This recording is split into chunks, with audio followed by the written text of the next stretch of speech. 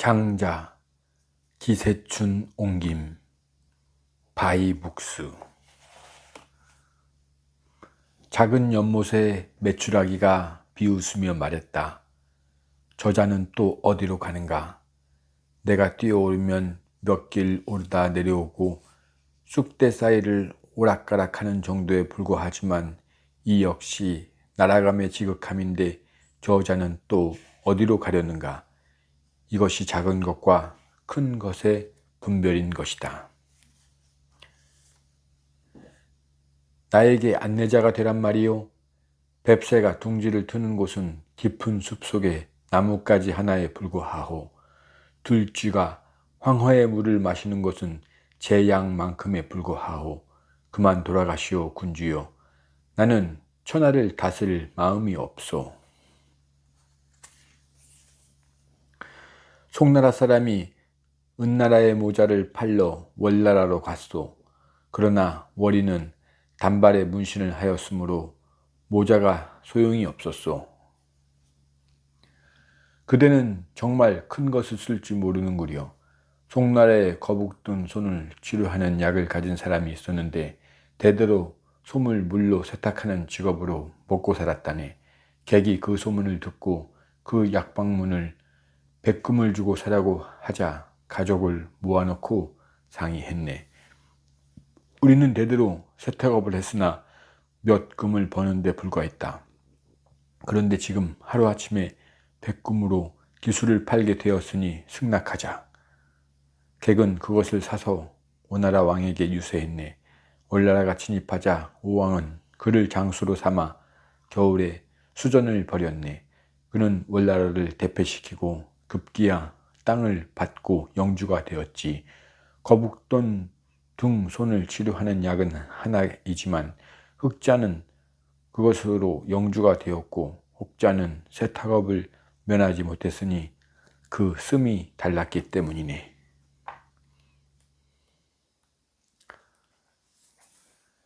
무엇을 조삼이라 하는가? 원숭이 주인이 아침 먹이로 알밤을 주면서 아침에 3개, 저녁에 4개를 주겠다고 말했다. 그러자 원숭이들은 모두 성을 냈다. 이에 주인은 아침에 4개, 저녁에 3개를 주겠다고 말했다. 원숭이들은 모두 좋다고 했다. 명, 도, 실도 덜어낸 것이 없는데 좋아하고 싫어하는 마음을 만들어낸 것이니 이것은 기호 때문이다.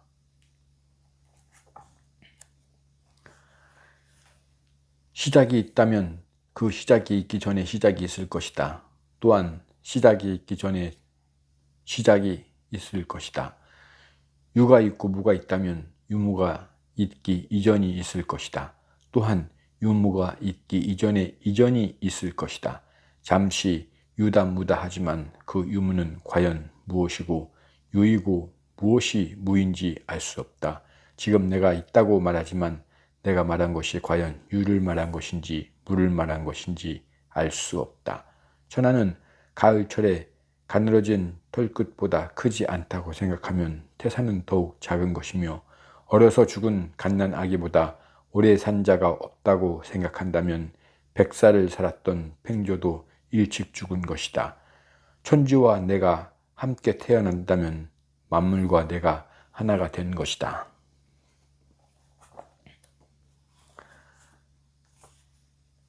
여희는 예라는 곳의 관문지기 딸인데 진나라에서 처음 그녀를 취했을 때는 하도 울어서 옷깃을 적실 정도였다.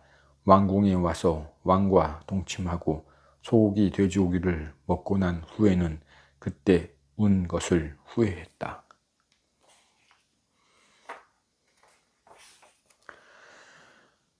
그대가 나를 이기고 내가 그대를 이기지 못했다면 그대는 옳고 나는 그른 것이요. 내가 당신을 이기고 그대가 나를 이기지 못했다면 나는 옳고 그대는 그른 것이요. 한 사람이 옳으면 반드시 한 사람은 그르오. 세월을 잇고 의리를 잇고 경계가 없는 대로 나아가시오. 그래서 경계가 없는 경지에 머무르시오. 어느 날 장주는 꿈에 나비가 되었다. 훨훨 나는 나비가 된 것이 기뻤고 흔쾌히 스스로 나비라고 생각했으며 자기가 장주라는 것은 알지 못했다. 그러나 금방 깨어나자 틀림없이 다시 장주였다. 장주가 꿈에 나비가 되었는지 나비가 꿈에 장주가 되었는지 알 수가 없다. 그러나 장주와 나비는 반드시 분별이 있는 것이니 이와 같은 것을 사물의 탈바꿈이라고 말하는 것이다. 보통의 백정은 달마다 칼을 바꾸는데 뼈를 다치기 때문입니다. 저희 이 칼은 19년이 되었습니다. 소를 수천 마리 잡았으나 칼날은 숫돌에서 새로 나온 것과 같습니다. 마디는 틈이 있으나 제 칼날은 두께가 없기 때문입니다. 두께 없는 것을 틈새로 넣으니 텅 빈 듯이 넓어서 칼질이 춤을 추듯 반드시 여유로워집니다. 그러므로 19년이 지났으되 칼이 금방 숫돌에서 나온 것 같습니다.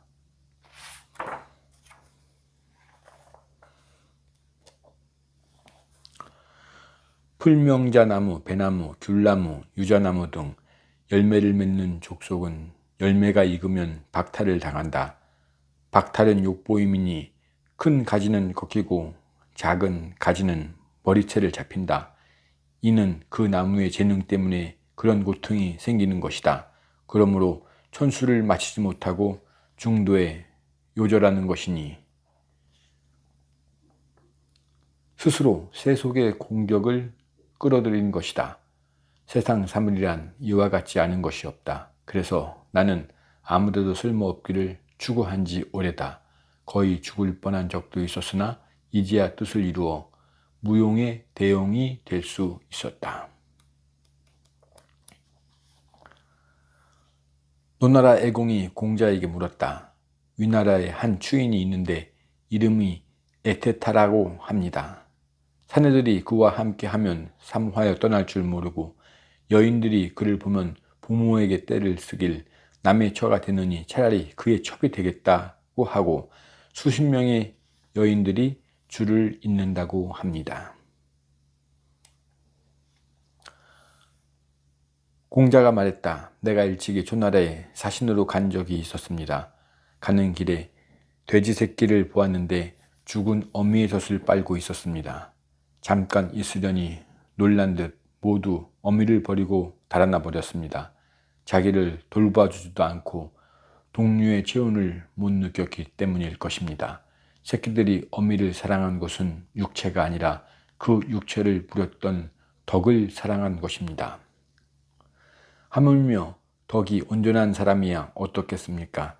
지금 애틋하는 말도 없이 신뢰를 받고 아무런 공도 없이 사랑을 받았으며 남이 나라를 주면서도 받지 않을까 걱정할 정도라 하니 그는 반드시 온전한 재능을 가졌으면서도 그 덕을 드러내지 않는 자일 것입니다.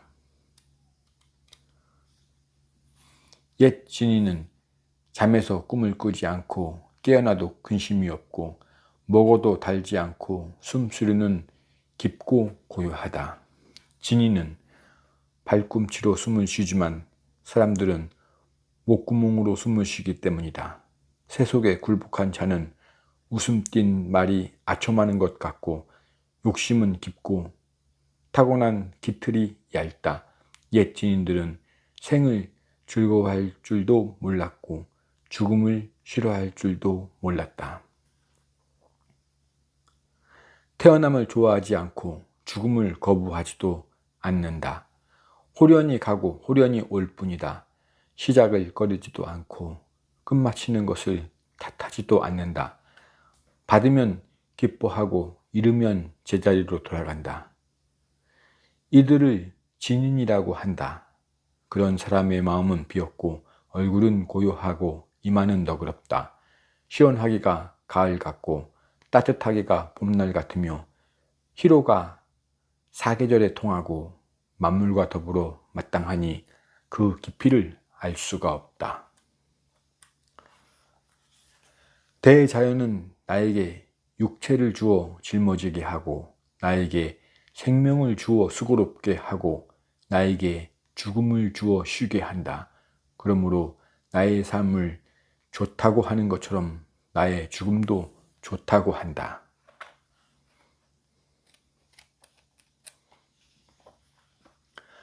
노담이 답했다. 밝은 왕의 다스림은 공로가 천하를 덮어도 자기 공로가 아니라 하고 만물에 교화를 베풀지만 백성들은 의지하지 않는다. 이름을 드러내지 않으니 사물을 스스로 기뻐하게 한다. 측량할 수 없는 곳에 서서 무위에서 논일기 때문이다. 긴 것을 넘친다고 하지 않고 짧은 것을 부족하다고 하지 않는다. 그러므로 오리는 비록 다리가 짧지만 이어주면 괴로워하고 학은 비록 다리가 길지만 잘라주면 슬퍼한다. 그러므로 본성이 긴 것은 잘라내지 않아야 하며 본성이 짧은 것은 이어주지 않아야 한다. 아무런 조소도 없어야 걱정을 없앨 수 있다. 아마도 인의는 사람의 본마음이 아닐 것이다. 갈고랑이, 먹줄, 그림쇠, 곱자에 맞추는 것은 그 본성을 깎아내는 것이다. 새끼로 묶고 악교를 칠하여 고정시키는 것은 그 덕을 해치는 것이다. 몸을 굽히고 꺾는 예악과 말과 행동을 공손히 하는 인의는 천하의 마음을 막히게 하는 것이니 이는 상도인 자연을 잃게 하는 것이다.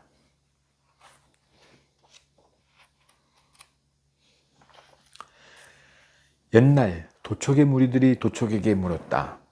공구의 무리들은 도가 있는데 도둑질에도 도가 있습니까? 도척이 답했다. 어디를 간들 도가 없겠느냐?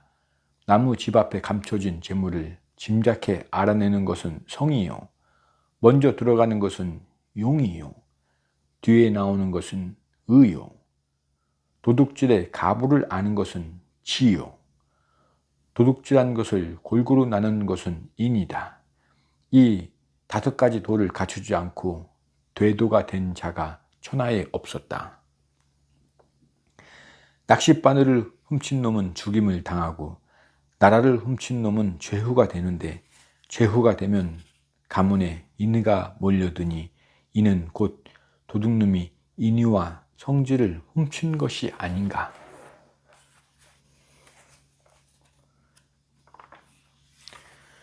천하는 모두 모르는 것을 찾을 줄을 알면서도 이미 알고 있는 것을 찾을 줄은 모른다. 천하는 모두 선하지 않은 것을 비난할 줄은 알면서도 이미 선하다고 알고 있는 것을 비판할 줄은 모른다.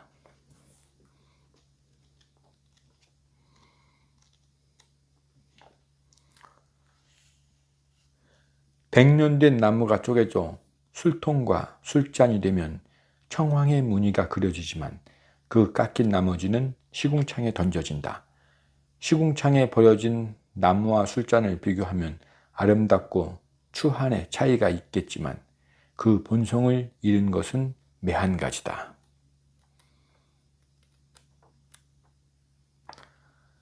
환공이 마루 위에서 독서를 하는데 마루 아래에서는 윤편이 밧귀를 만들고 있었다.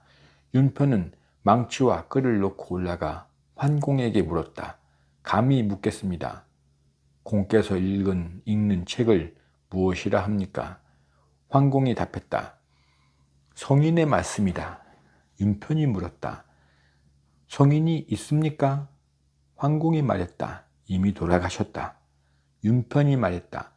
그러면 군주께서 읽은 책들은 죽은 사람의 시체일 뿐입니다. 환공이 말했다. 과인이 독서를 하는데 공인 따위가 어찌 용회하느냐. 나를 설득하면 좋지만 설득하지 못하면 죽일 것이다. 윤편이 말했다. 신복합니다.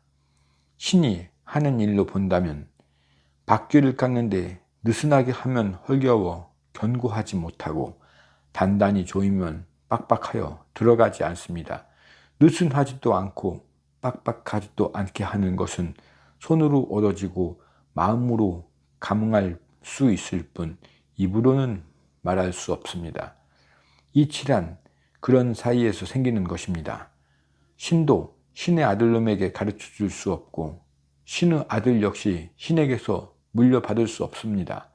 그래서 70년을 일하며 늙었으나 아직도 수레를 깎고 있는 것입니다. 옛사람도 전하지 못하고 모두 죽었습니다. 그런즉 군주께서 읽는 책들은 죽은 사람의 시체일 뿐입니다.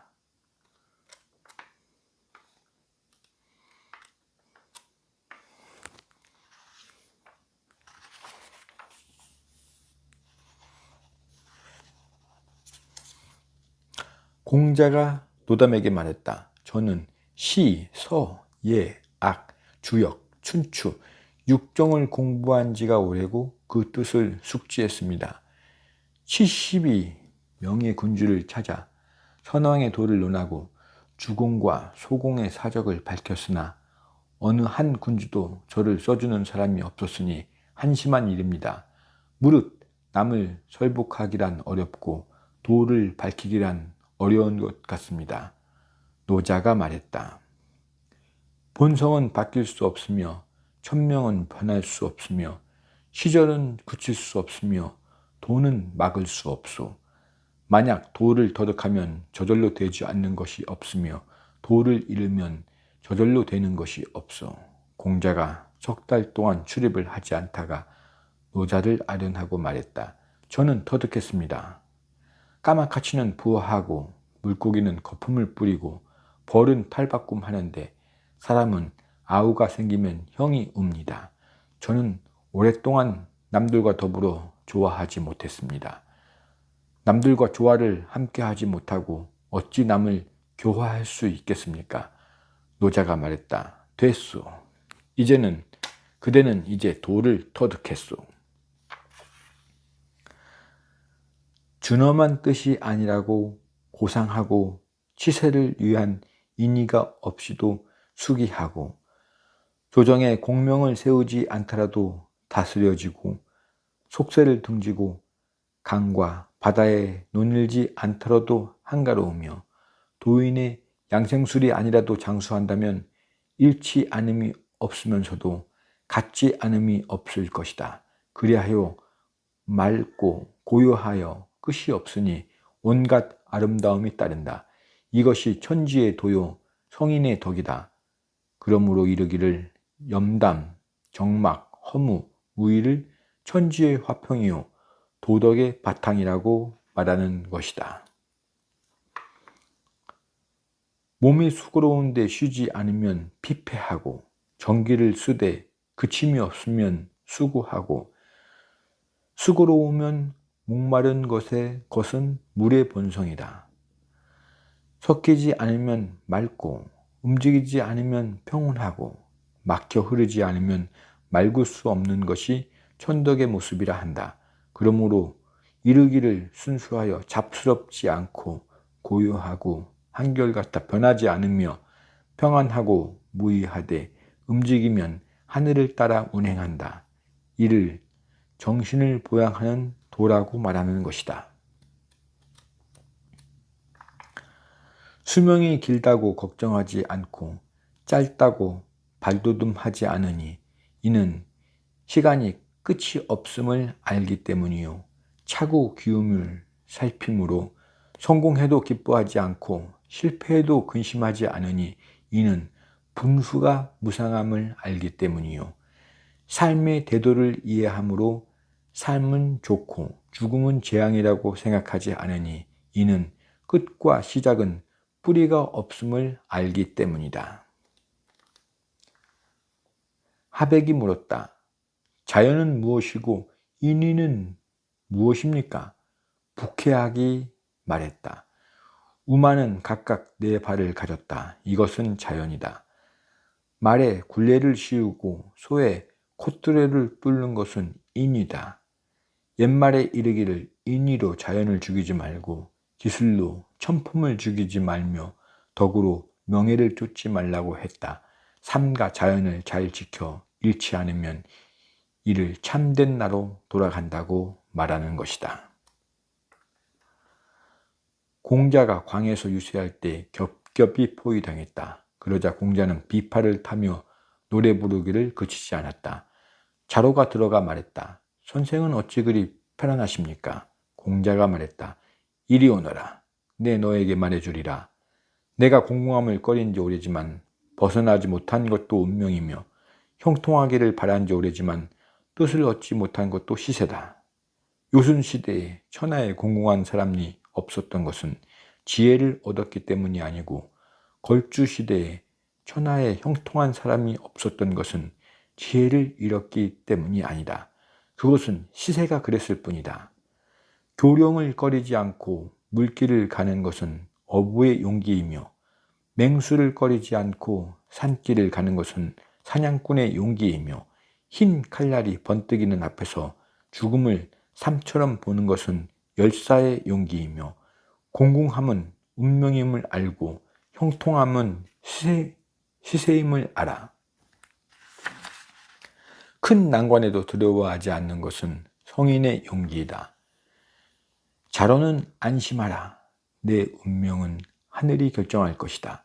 얼마 지나지 않아 포위 군사가 사죄 말씀을 아뢰었다. 양호인 줄 오해하여 포위했으니 이제 아닌 줄 알았습니다 하는 것이다. 사과 말씀을 올리고 물러났다. 공자 모는 의자에 앉은 채 크게 탄식하고 하늘을 보고 웃으며 말했다. 그대는 우물한 개구리 얘기를 듣지 못했단 말인가? 그 개구리는 동해의 자라에게 이렇게 말했다는군. 나는 즐겁다네. 한번 뛰어올랐다 하면 우물 난간에 오르기도 하고 우물 벽돌에 빠진 구멍에 들어가 쉬기도 하며 물에 뛰어들면 겨드랑이를 붙이고 턱을 들 수도 있다네. 진흙에 엎어지면 발이 빠지고 발등이 묻히기도 하지만 장구벌레와 개와 올챙이를 둘러보아도 내 능력을 따라올 자 없지. 또한 한 구덩이의 물을 제 맘대로 하고 우물의 쾌락을 독차지한다네. 그대는 어찌 때때로 와서 관람하지 않는가?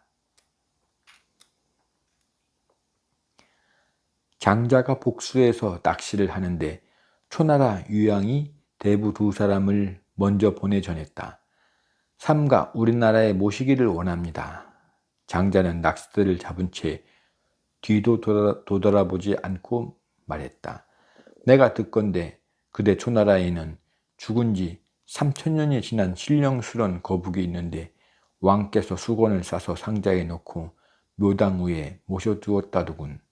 생각컨대 이 거북이는 죽어 해골을 남겨 귀하게 되기보다는 차라리 살아서 진흥 속에 꼬리를 끌고 다니는 것이 낫지 않을까요?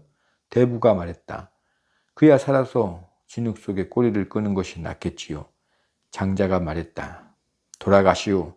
나는 장차 진흙 속에서 꼬리를 끄는 거북이가 되려 하오.